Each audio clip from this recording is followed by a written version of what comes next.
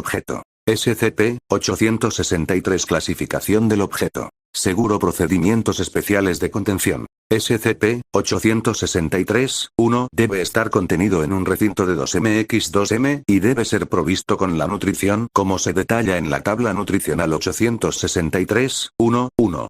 Debido a su bajo riesgo de romper la contención, SCP-863-1 debe ser mantenido bajo vigilancia por un 1 miembro de los servicios de seguridad. En caso de pérdida de extremidades, SCP-863-1 debe ser reemplazado por un cangrejo de proporciones similares. SCP-863-2 debe estar contenido en un recinto de 6MX6M y provisto con la nutrición como se detalla en la tabla nutricional 863-2-1.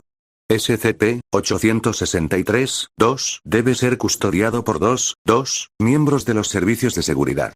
En caso de pérdida de extremidades, SCP-863-2 debe ser provisto con un reemplazo adecuado.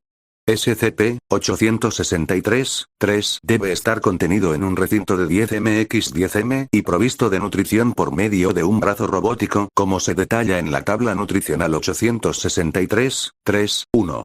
SCP-863-3 debe ser mantenido bajo vigilancia por 6 miembros de los servicios de seguridad en todo momento.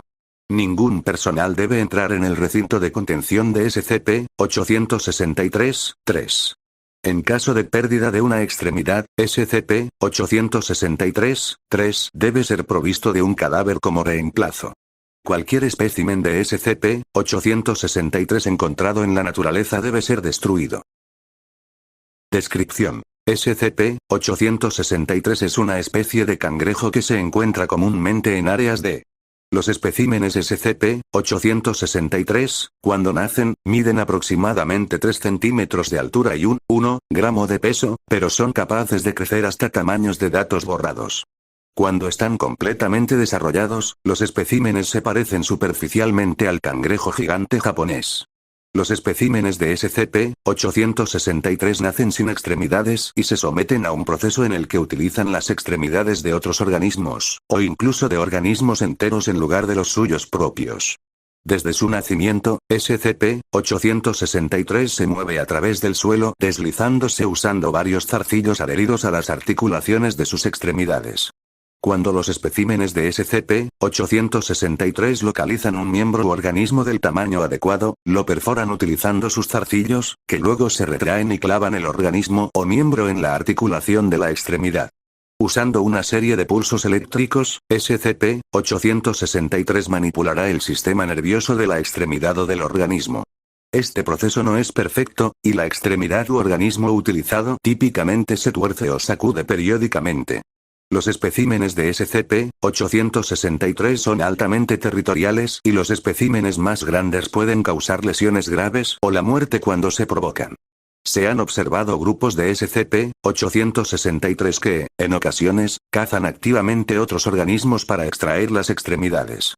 Los especímenes más grandes simplemente utilizarán estos organismos de manera generalizada, ya que sus extremidades no serían adecuadas para especímenes de ese tamaño.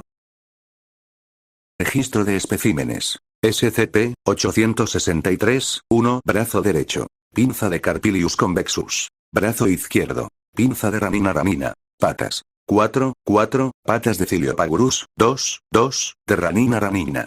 SCP-863-2 Brazo derecho. A la espera de ser reemplazado, brazo izquierdo. Mano humana tomada de un cadáver. Patas. 2 pezuñas de una cabra montés. 3 patas de un perro y 1 brazo de un oso.